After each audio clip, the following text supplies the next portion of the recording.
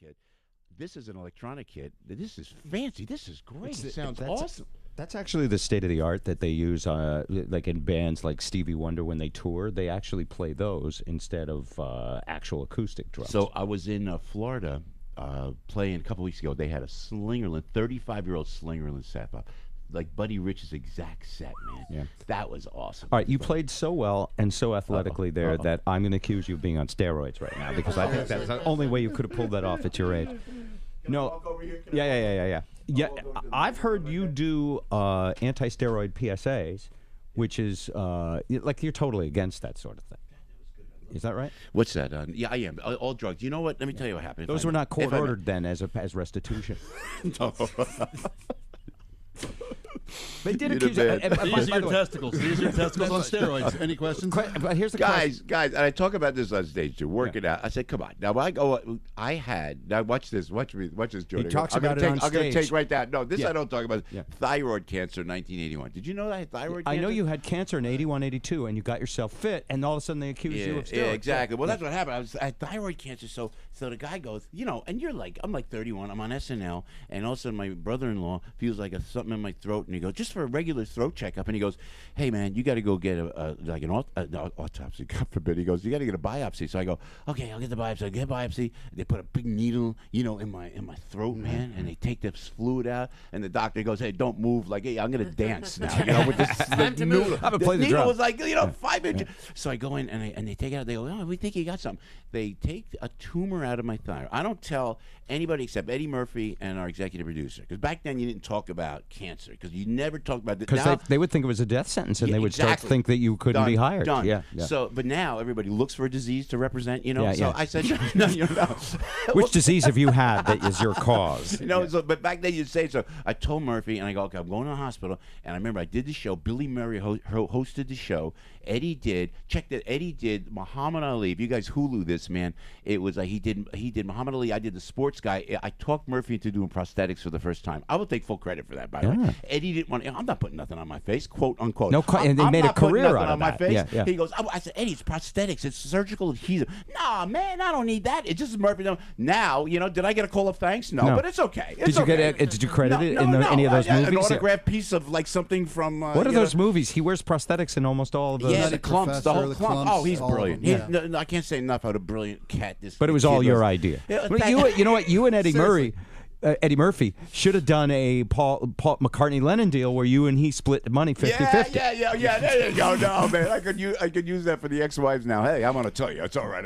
Yeah. Eddie, so anyway, we do the show, and then after the show, I get up the next morning and I do an NBC NFL thing, a hit, and then I go right to the hospital and they cut me, man, and they took out half my thyroid, and in it they found a tumor, and I get, hey, no, you're good, you're benign, and I'm 30 years old. I'm going, yeah, man, of course I'm benign. They said benign. Okay. I said, yeah, I got it down. I'm cocky. I'm going. So I keep going. A couple weeks later, my buddy sends, Joe, my buddy, I have a dear friend who's a doctor, was in medical school at the time, send the tumor down NYU. I go, can you send it? Can you FedEx a tumor? They go, yeah, you can FedEx. Yeah, they FedEx a tumor. Yes, you could, like, apparently. You can't fax a tumor, but you can FedEx it. That's exactly right. You're thinking of a mammogram. So they go down, and then they cut into the tumor. It's like Paul Sorvino in Goodfellas with the razor blade in prison, when he's cutting the garlic. The garlic in prison. Yeah, but that melts in the oil. Yeah, that's what they did with my tumor. Cutting in, and good morning, everybody. I hope you're eating. And so they go in, and don't you know, they find what they call a medullary carcinoma, which is an aggressive form of cancer. And it would have been really bad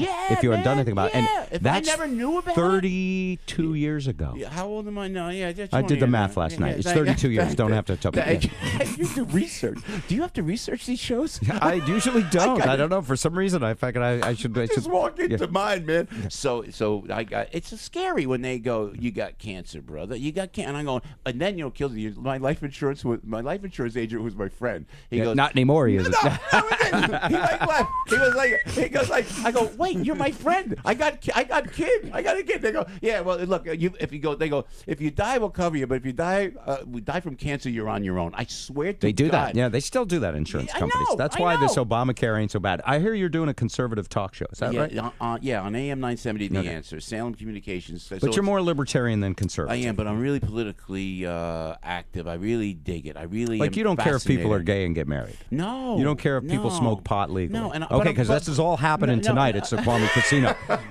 World's largest gay pot wedding at the Joe Piscopo show You tonight. do what you want, but Then you're not like a Fox conservative. You're just, but you're a guy who's sick of the government, right? But I have no trust in the government at all anymore, man. And I'll tell you what, but you got on the station, and I dig it. That's why I come here with great respect to you, Bob, for all the years you've been here. And I'm not just stroking. This is like impressive to me. I went to school for broadcasting. I have a college degree. I couldn't get in anywhere else. So I went to Jacksonville, Florida, and I got a degree in broadcast management. Is that funny? So I learned about all radio, television. I worked at a 100,000-watt FM station in Jacksonville, Florida. Beautiful music, right? That was Montavani. Raindrops keep falling on my head. You have a great voice for that, too. Well, that the was easiest gig in radio. I should have stayed in Jacksonville, maybe, man. But then I came up, and they said, you want to do morning talk? And we're ripping it up in New York with my buddies Frank Morano. Al Gattulo does the news. We got the chick, Debbie Duhame. We got the chick. We got the chick, I can't too. believe I just They're said always that. at the You got to have dinosaur. that. Jody, talk about You that. gotta have one. Debbie Duhame, Debbie Du Jersey girl. I completely agree. You can't Not do only without a just a broad. chick, you gotta have a Jersey girl. You gotta have a broad. Where are you from in Jersey, Jody? Exit 9A, East Brunswick. Oh my God, Nice, Mike right? Maloney, our guy Mike, you're from born in New Brunswick here. Rutgers College is where I used to drink I with my love fake that. ID that said I was love from New it. Hampshire. So we're having fun, but no, I'm not. A lot of the listeners, Bob, a lot of listeners are like way right wing, you know. Yeah, and some of it's them are totally off. Did you talk them back from that lemon cliff? Yeah, I tried. Yeah, a little okay. bit. But I said you might have a point, but you know, and I'm right down the middle, Yeah. man. So it's working out good, and New York's digging it, and it's New York, and I love it, you know. So and I'm a radio geek, so I enjoy it. So you people know? call and tell me the Earth is flat. I go, well, you know, that's one way to look at it. But Sure. Yeah. Oh man, but you get some interesting calls and stuff. So anyway, but going back, so after I'm all right, so you never did steroids. So after I'm sick, you know, with cancer, and I didn't have to get, they said you got to take radiation. I said, could you guarantee? I say to the doctor, they go, Joe Piscopo, you got to take radiation. I go, can you guarantee that radiation will kill me? The doctor at NYU goes, no, you know, you might get a residual cancer from the radiation itself. Right. Yeah, well, this is something I'm gonna do. I never took the radiation. You didn't take the radiation No. because you figured they got the thyroid and it was peeled like an onion and the bad stuff was in the middle. It's like a walnut. Encapsulated. And you figured I'm not gonna do that And to I'm myself. going to live, brother. And I never thought I'd make it to 35. I really thought I would die. So your mindset changes when people go, Joe, you should be doing this, you should be doing that film, you should be doing this. You change. Your whole mindset changes. You go, live like that country song. well, Like you're gonna die tomorrow. Yeah, yeah. And you live better in a way. Yeah, you do. Yeah. You take life, you know, and I dig my kids and everything else. But then they go, you got to work out. You want to get healthy, you got to work out. So I go, all the guys, I'm in L.A. at the time, I go to Stallone. I see Stallone in person. Sylvester He sells Stallone. you the steroids. I see Rocky. No. But that's what people think. You're thinking of Arnold. You're thinking of Arnold. I'm thinking of Arnold, but go ahead. No. But this is how people think. You come to my show. Yeah. So anyway, I go, Sly, you are ripped, man. So it's a true story.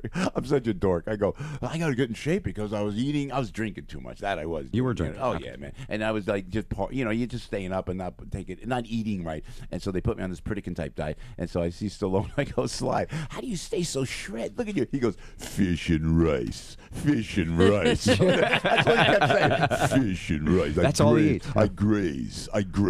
I said, Sylvester, could you break that? A little bit here, a little bit there. But I'm listening, man. Yeah. Fish and rice. And to this day. And then I go to Arnold. I get to see Arnold at World Gym, you know, and it's his gym in Venice, California. And I'm not doing drugs. I'm not going to do steroids because if I did steroids, number one, I'm anti-drug. Number two, it would spur future cancer growth. No, I You get know what I'm that doing? now. Yeah. So I see Arnold, big Arnold. I go, Arnold, I'm small. Look at the size of you. I'm like Pee Wee Herman in this gym, man. Look at this. And he goes like this. Arnold goes, overhead light, overhead light. That's what makes you look bigger. I swear to God. So I learned. I go in and I do the Miller Lite commercials, or I do sidekicks with Chuck Norris.